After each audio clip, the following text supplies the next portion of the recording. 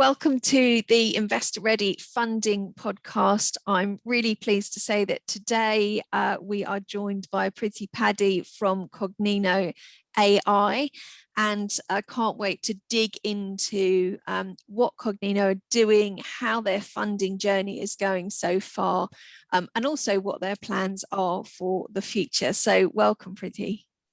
Thank you, Julie. What I'd like to just start off with is really just please tell us about you, your background, and how you came across the problem that you're now solving. Sure. So I'm Priti. I'm the co-founder of and CEO at Cognino.ai. We are a UK-based AI startup. We have been going around for the last couple of years. I'm a technologist by background. I've been working as a technologist for a long time, more than 25 years. That shows my gray hair here. So I'm not a college dropout like the other startup. I would say matured startup incubator. But I have been working with technology, incubating products. Large part of my career was with Microsoft, as also CTO at KPMG before starting Cognino. So while I was at Microsoft, I met my co-founder friend for many years, Igor Morius, who comes with, again, a product and technology background. But he had 4 ventures earlier, so good, successful ventures. Although they were in Brazil, not pan-European or global, but he had experience. Yeah, and that's how we came together. We very early on we kind of realized almost 15 years back when I first met him. We just discussed about how the AI industry was evolving academically and how it could influence the world. And those days it was very people were making white papers and research papers, etc. And we were also doing research while within Microsoft. And few things kind of bothered us, saying if it was clear to us that AI is going to be the forefront of decision making for the world going forward. Of course, it comes with various other type of problems, such as what will happen to the society, ethical, all that. That comes secondary. But certain things bothered us fundamentally, that the world is going to be more complex. It'll be having more and more complex set of data that we will generate individually as well as enterprise and organizations. So that is, you can't create an AI or a fundamental problem solving solutions which needs lots of training.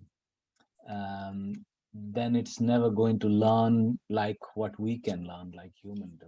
Yeah. So we wanted to think different than how exactly we bring or mimic human level ability of understanding the way we create context, the way we can explain why we create context. Such as, if I ask you, here is a kid's picture, and this picture, can you tell me what is the picture looks like? You can quickly say, oh, it's a child's picture. And if the child happens to have a brush in his hand, you will say child is in bathroom or a restroom, brushing his teeth or her teeth. The reason you can do that, because you can see peripheral information, you can create context, you can understand what is happening. The current AI can't do that. And most of the people, those are working in AI or outside AI, they think AI is magic.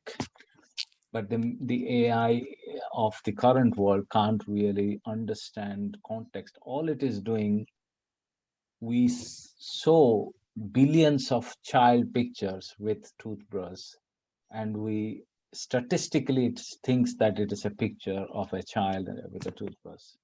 Or it can completely take it wrong way, saying it's a child with a baseball bat, or it could say it's a child with a stick or something like that. So it's very unreliable. Yeah, it's So kind of that's the a first. blunt instrument. Right. So the second thing is it can't explain why it did do that. So it's a black box. So you throw lots of information, it creates permutation and combination saying, oh, this is what I think. And that's, we early on, we realized that it if we don't explain something, we won't trust as human. Why would we trust a machine? Mm, So we can't bring trust. If we don't bring trust, we can't bring AI to do crucial decision. Is doing peripheral decision is okay, or doing something which is not that important. But if you are trying to take decisions such as I'm going to save an individual while I'm driving in a driverless mm, car, whether I should save myself or I should save the five pedestrian I may actually cross. How would we take that decision? And if we can't trust or explain why the engine has come to mm. that decision. So those were the basic fundamental premises where we thought we needed a very different approach. Almost without creating context, we can't solve this. Without how we take decisions through cause and effects. Humans normally remember through our long-term memory, short-term memory. We use our scanners. We scan information through our Mm, eyes and other sensory like ears. We comprehend and we act. We needed to bring that level of sophistication to AI. So that's the kind of our quest of problem solving where we started. sure. Okay. And hence Cognino was born, and we didn't want to take a shortcut and say, okay, we'll go and do something, another AI thing. We spent a long time researching various things, various methods, various possibility. And 18 months back, we had a breakthrough where we can see our engine could create context. It can learn by itself, and we can explain why it did what it did. And these Brilliant. are the fundamental things allows us to redefine what is AI is all about. And that's where we are right now. Sure. And I'm can you sorry. just sort of tell us a bit more about some of the situations in which Cognino is being deployed? So how it's helping? Yeah, sure. So I mean, once we had the fundamental AI, we then packaged it and we did some road testing of the technology, whether because it's a crucial thing for a startups to understand where we fit, what is the market fit, what is the product fit. As it comes with my business and vast long time in building products, so it's we had to do road test and understand what is the problem and how best we can use, because it technology is malleable, we can use it many places. And so we did road test. We took our engine to worked with Health Education England here.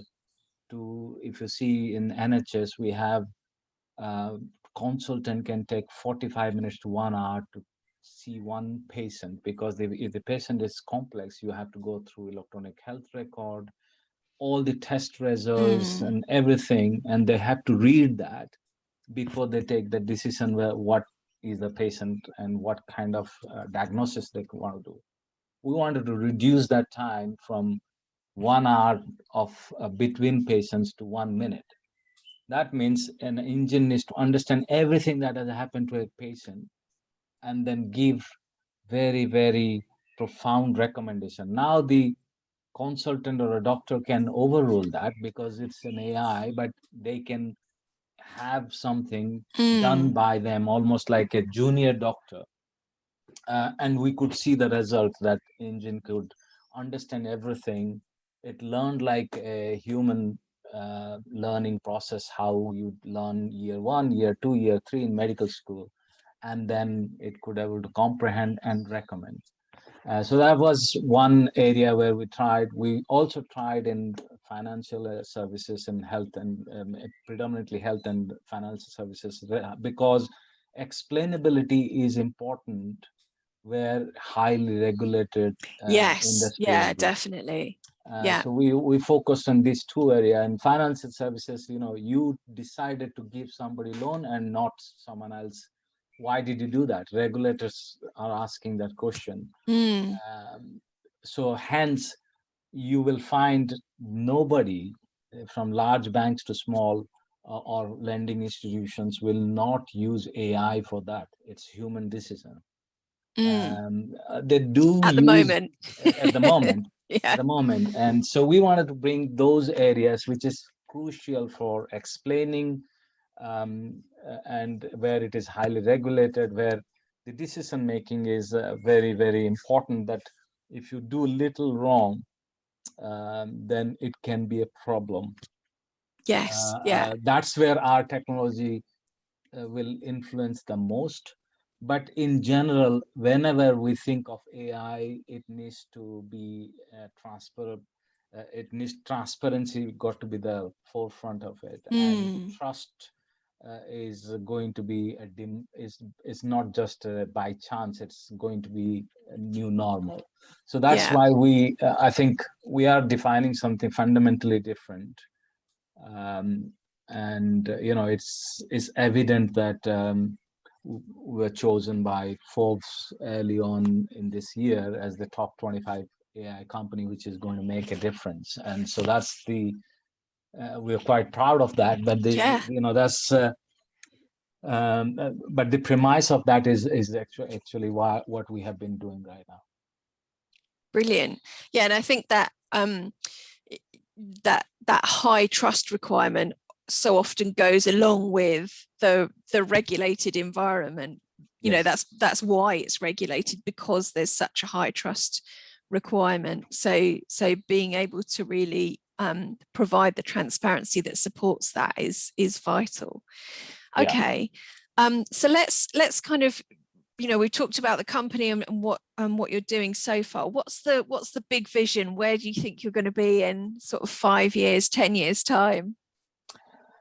That's it's very difficult at this age, I would just say. But where the story behind what I just said, that why we started this, is that we wanted to redefine what is artificial AI is all about.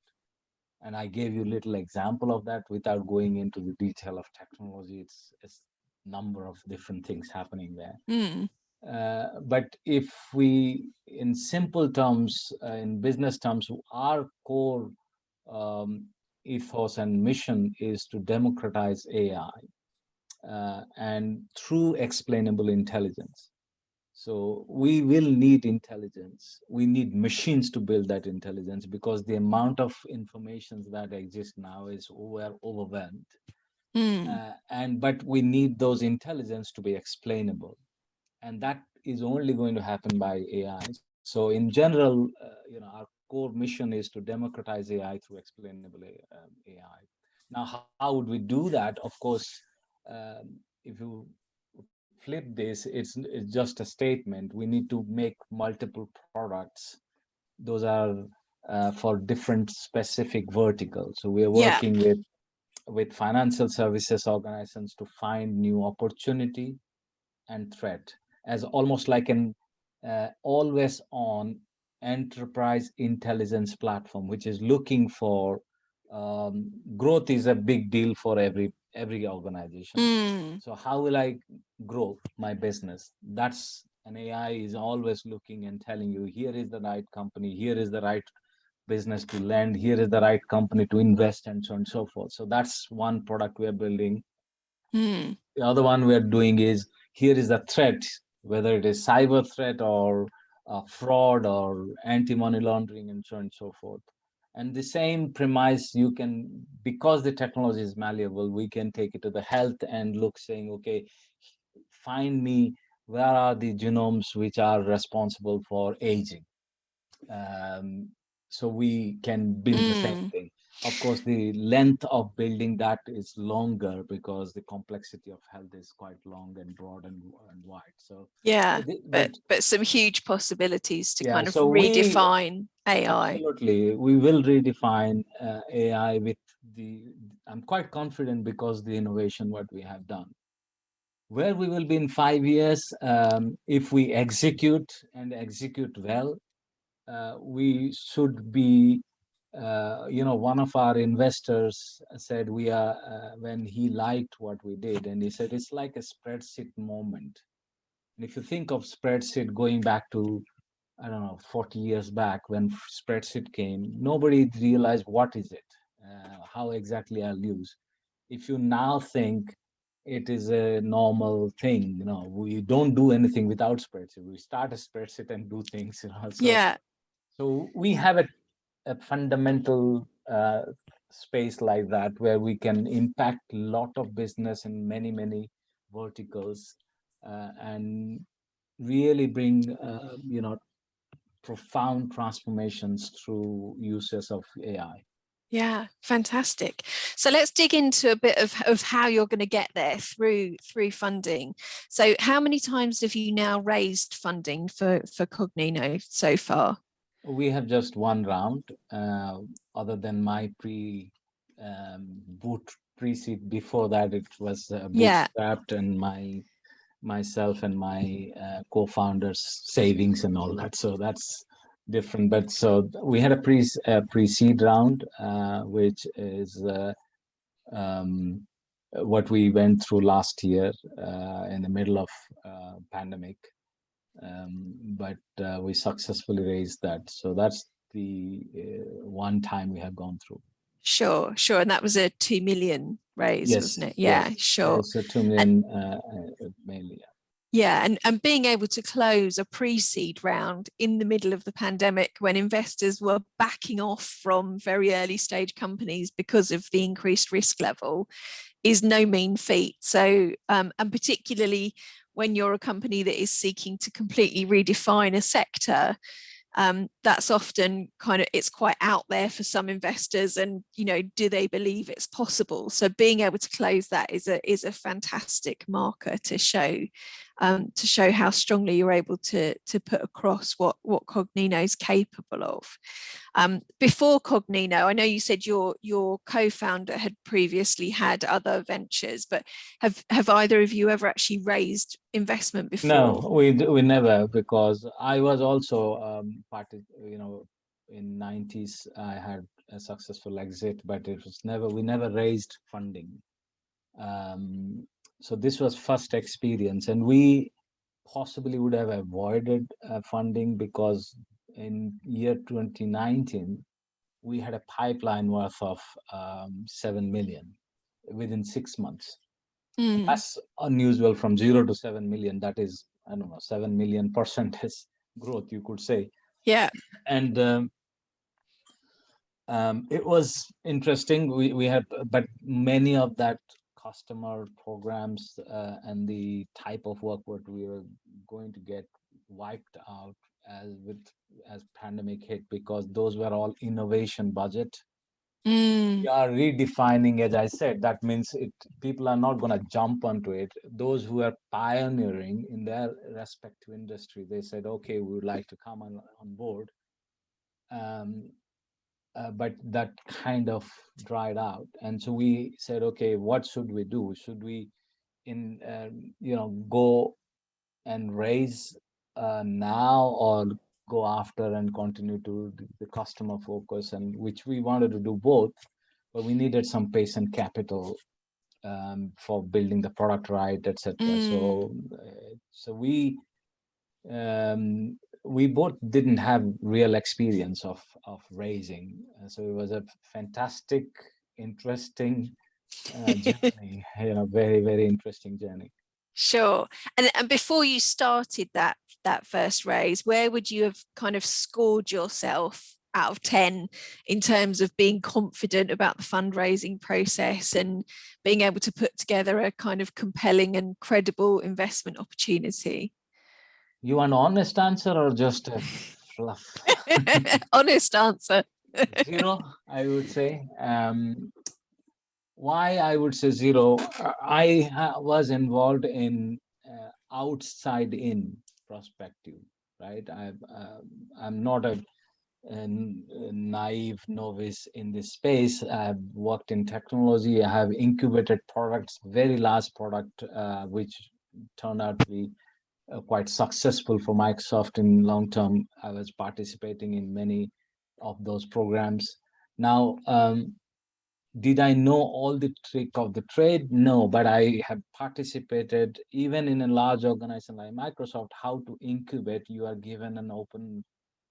It's almost like a startup. You go and build everything on your own. There is a budget and things like that. You have to manage Mm, the budget, but you have never experienced how you do as a startup, which is your own incubations. It's very different than.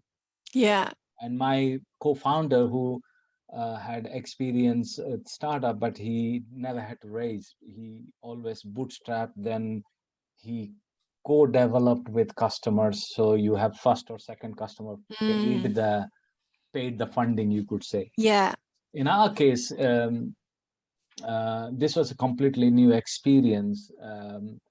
So it was almost ground zero. How to approach this? It was pretty much. I started talking to people, those in the early last year in January, Mm, and I it was interesting. So first, I made myself saying I need to learn this process. So first 10 meetings was all about going there and getting feedback, um, sometimes slapped by the investor saying, "What the heck you have brought to me?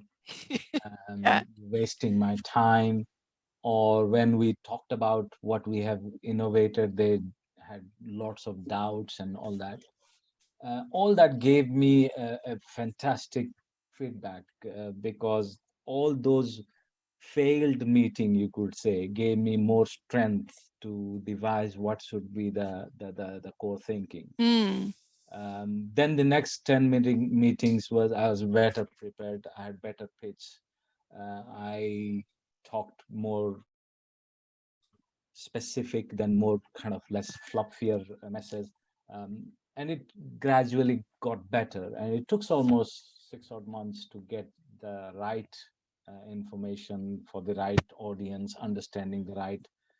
Um, but the whole entire process is I don't think, if somebody hasn't gone through from the ground zero to that, um, you won't learn from outside. Even if you hire somebody and try to get something up and running, I think it's you can always shortcut that, but there is no better experience than trying it on your own and go yeah, and getting that direct feedback from the investors of yeah, what the proposition is and whether it works for them, for sure. absolutely, absolutely. For sure. And in terms of materials that you took to investors, did you have kind of pitch deck, business plan, financial model, data room, or did you just kind of go in with a one pager, this is us, No, or did that mature over time as it well? matured, I would say. As I said, first one looked, I had total addressable market as 14 trillion, because that's what AI and PwC said by 2030. But that's the impact. That's not the raw AI market. That showed immaturity of the approach. Um, that's business 101. I knew that I was going to do mistakes, right? Mm, But I also learned from my previous experience that you're it's all I treated this almost like a product development.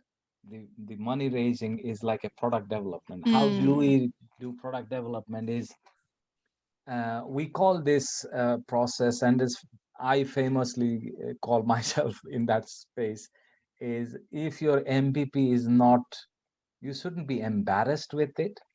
But if your MVP is minimum viable product, what is MVP is, mm, if it is all singing, dancing, then there is something wrong with you. What does that mean? That you have taken quite a long time to build your product without taking feedback from others. Yeah. So my MVP was quick and fail fast and learn fast and get the feedback. So my first meeting, me and co-founder, we just went to a safe environment where one of my friend from San Francisco, VC, whom we spoke, and he slapped left, right, center. You have no idea what you're doing, blah, blah, blah. And that was a great meeting because I wasn't, I knew that was the expectations. I didn't go like, I didn't know. I knew this is the feedback I Yeah. want to expect. And so we went with pitch deck. We then say, okay, what are the pitch deck, the business plan? We had some basic thinking. It, we were iterating every time, Mm. like we would do a product development. So it's designing the whole thing as we Sure. learn. But it shot like anything after we found one of our board member as well as lead investor. And we had many start stop with other investors, but this gentleman who's called Sanjay Thakur, who is now our board, and he led the round later on for us, Mm. this pre-seed round. So I kind of, once I convinced him, he is a seasoned KPMG deal advisor. He, for 30 years he was with KPMG. He is ex-co member of KPMG prior to leaving KPMG or retiring from it.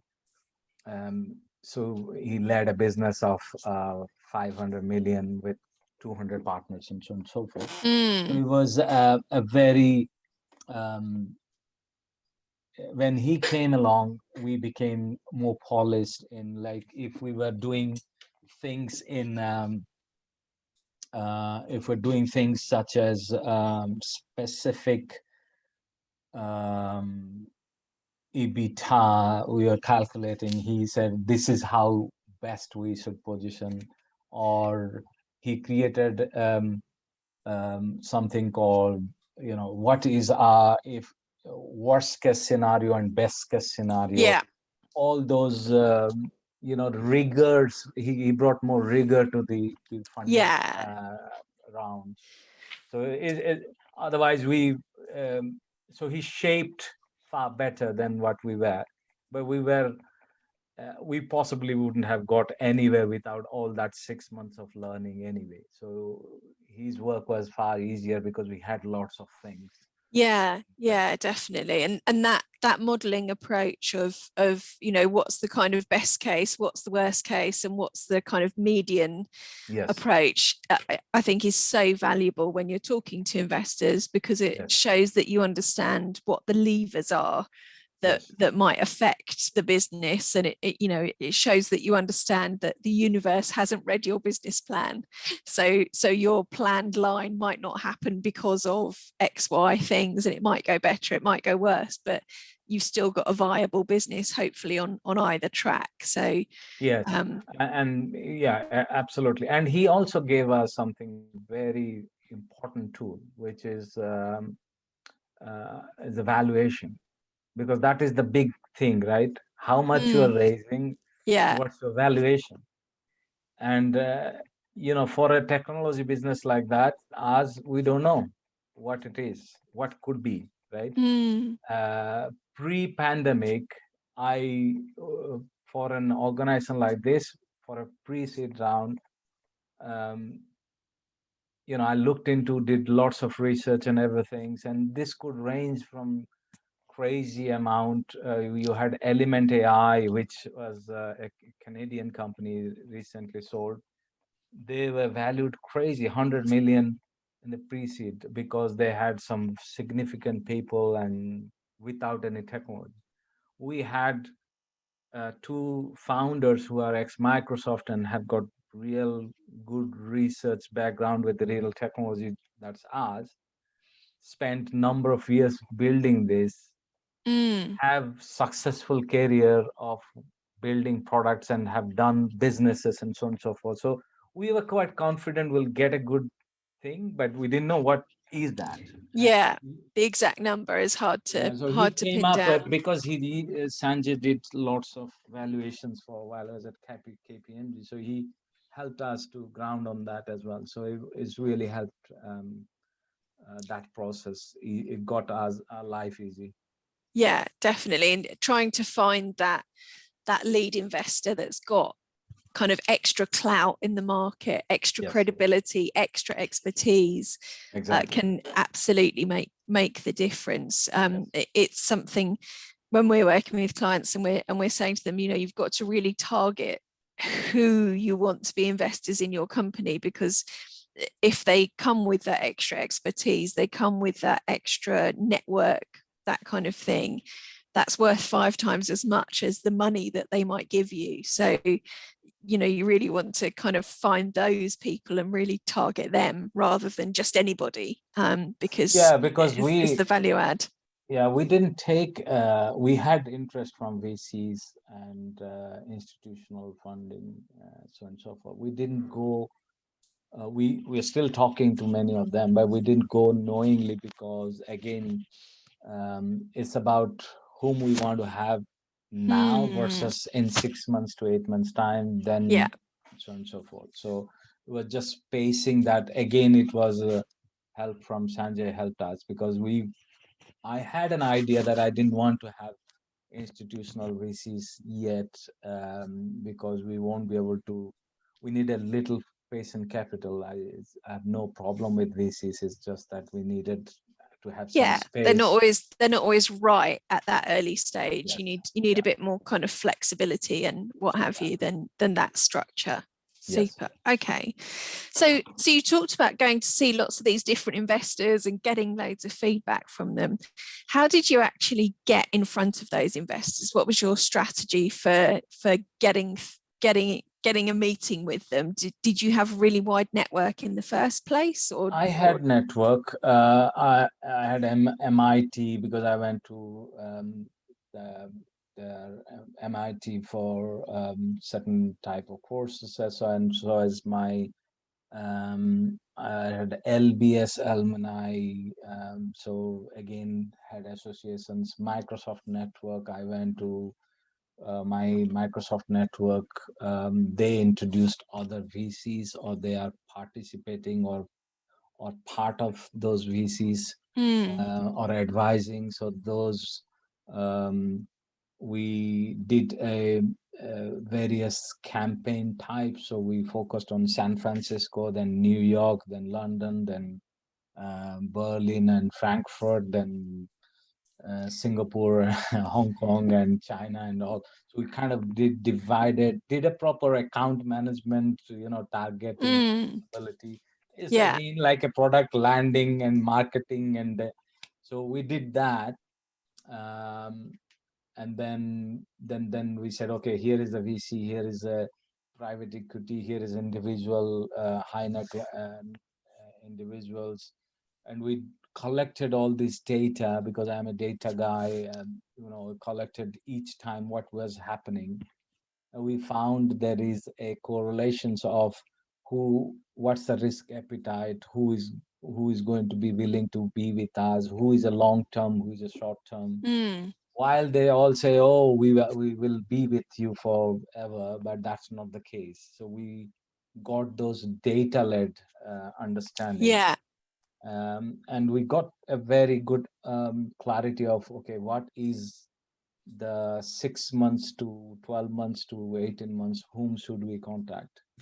After, again, through that 6 month plan, we got that early feedback. yeah.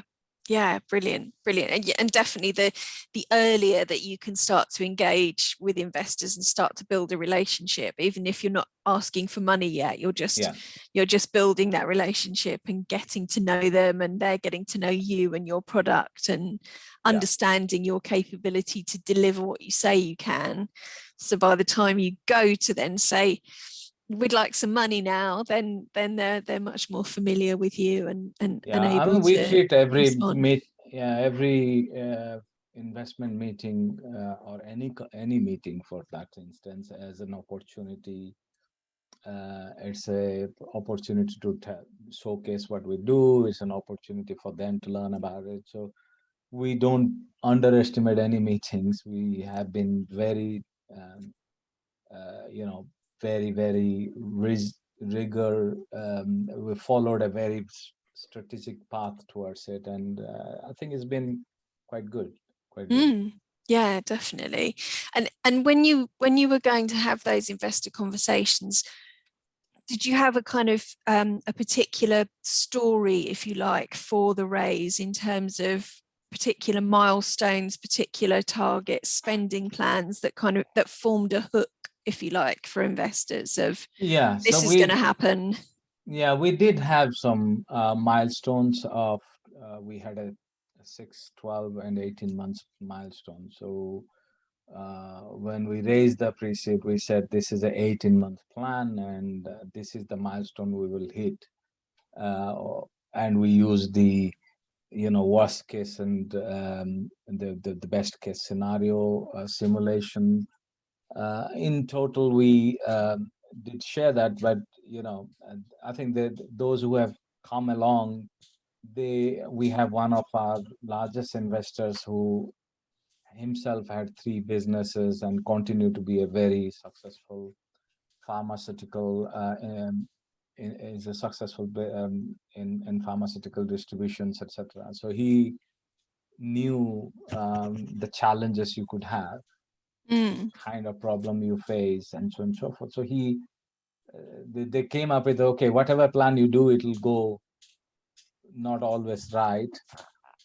So they came with that empathy, which was, I think, anybody who is raising funding, you want to have that. It's almost like a I won't go all the way to marriage, but it's like that. You need to think of this that you are going to spend a long time with this Yeah. individuals or a group of people. Yeah, it's a long-term relationship, isn't it? For definite, and that ability to scope out who the right person is vital, because you've got to properly click. They've got to be someone Absolutely. that you want to work with, not just someone who's offering the right amount of money. Exactly. Okay. And then once you'd got investors who said, yeah, we're interested, we want to be part of the round, and you started going through the kind of back end of the process, the agreeing the commercials, going through due diligence, going through all the legals. What was that like as a first time experience doing all of Uh, that?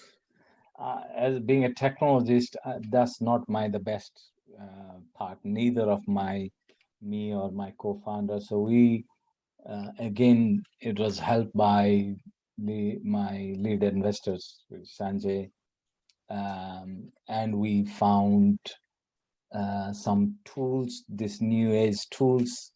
I don't know whether I should talk about them or not, because it's a brand promotion, and I should. No, it's fine. It's fine. It's always good to share tools that are Yeah. So helpful we for other use people. feed legals Yeah. for a lot of things, and I like the tool. That's why I'm sharing. Otherwise, I wouldn't.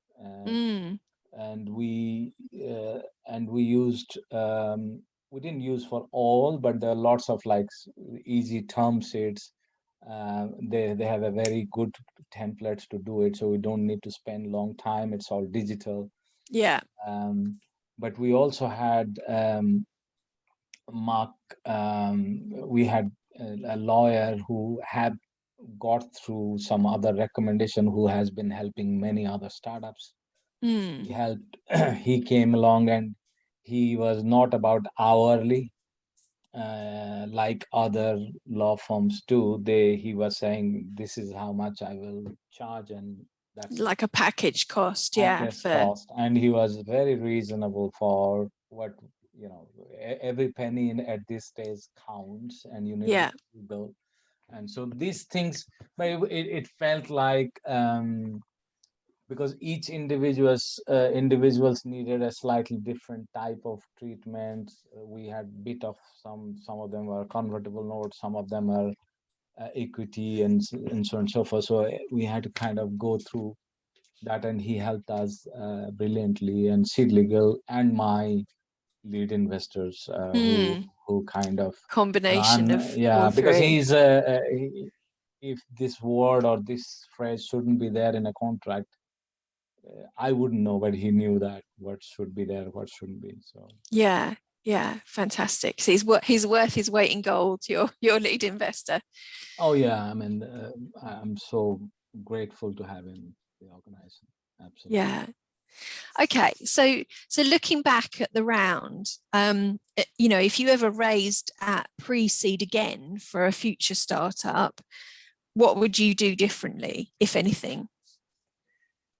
Phew, I think I know the tools now, so I don't need to go around, because even researching and finding these tools is the difficult thing. So I know the Takes a long tools. time. Will you approach the round in a very different way? I wouldn't, because you need to try the same thing. Every product or every type of business idea is different, and there are lots of unknown associated with it.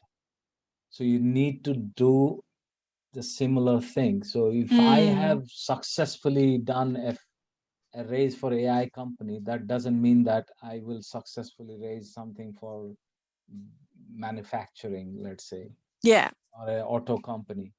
I have experience of going, I now have a framework. Okay, what are the 10 meetings should look like for 2030, and whom should I contact, all that. I can, I have definitely mastered that, but I haven't mastered the business objectives, the market, the proposition in yeah, general. So you still have to do this minimum viable product trial test. And yes, yeah, I don't think you will be able to just say, "Oh, I know," and I'll land and go. So I may get a better mark from your marking 0 to 10 this time, but I will yeah. not do anything more than 5, or it'll be possible Yeah. 3 or 4. And do you expect to go out and raise again sort of in the next 12 months now that you're kind of on the way, you've got that initial funding under your belt? Absolutely. We have been approached, very fortunate to be approached by very large VCs. Those are backing Facebook and Google and Microsoft and Wow. like. So it's really interesting that we got those conversations Mm. going on. We got also very successful individual family home and private equities. They are also interested. So we are in a very good space in terms of having conversations. We have number of meetings since we were had a shout out from by Forbes, because now people paid attention to us Yeah. doing something, and with successful engagement with clients, and when the client talk about that, then that message gets out. So it has been, we need, of course, for us to bit scale going beyond, we need to scale for sure.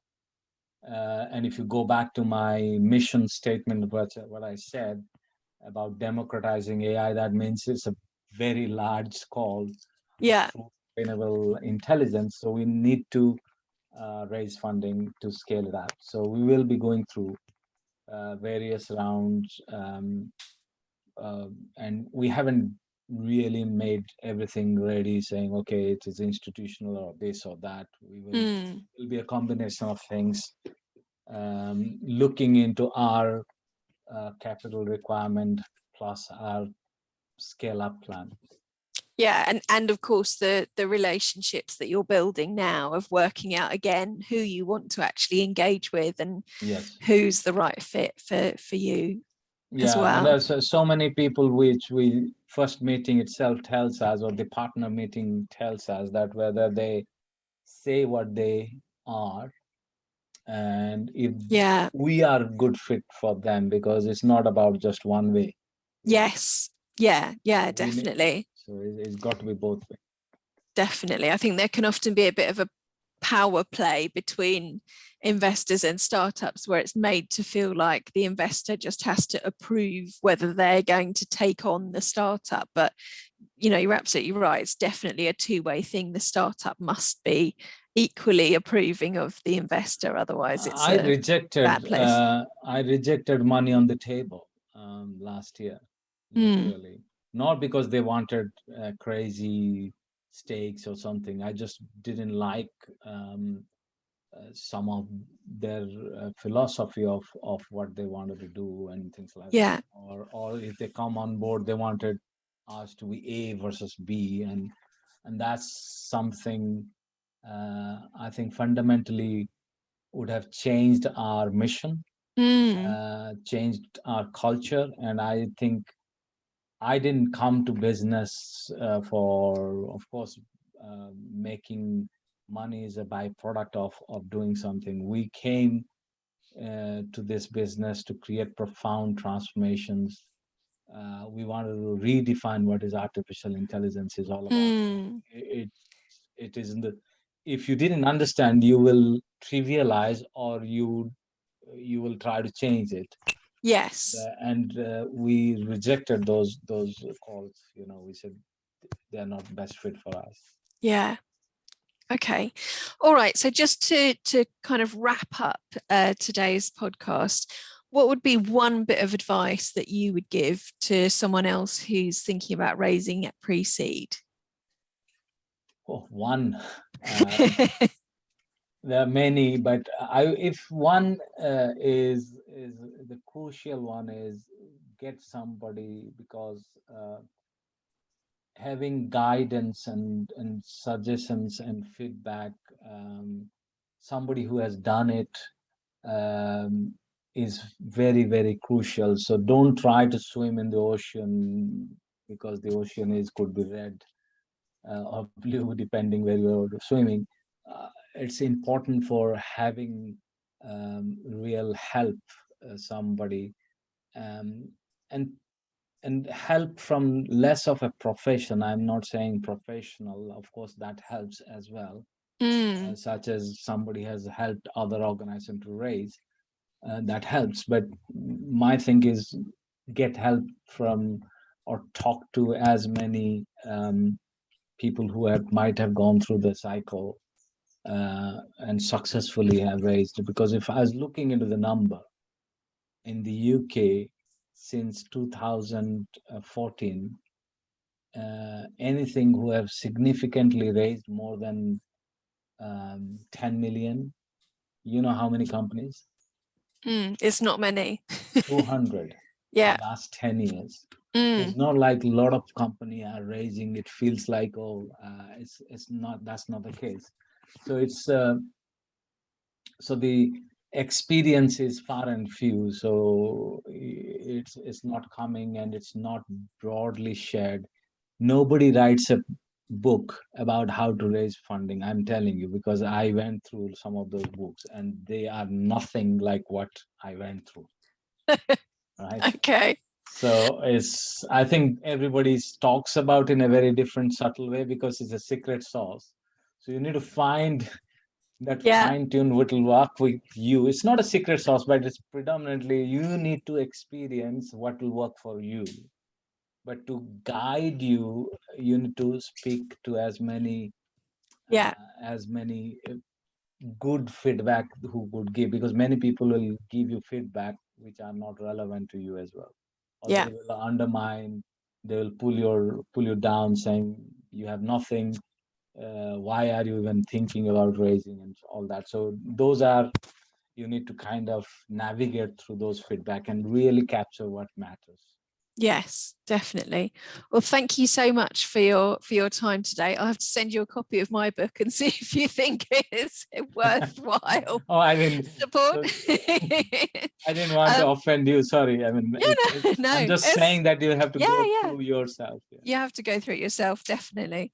Yeah. Super. Okay, well, thank you so much for your time, for sharing your story with us today. I'm sure that will really inspire other people who are at that pre-seed level and who are hoping to raise their first lot of funding. Thank you. Thank you, So Jenny. thank you. Yes. Yes. Bye-bye. Bye.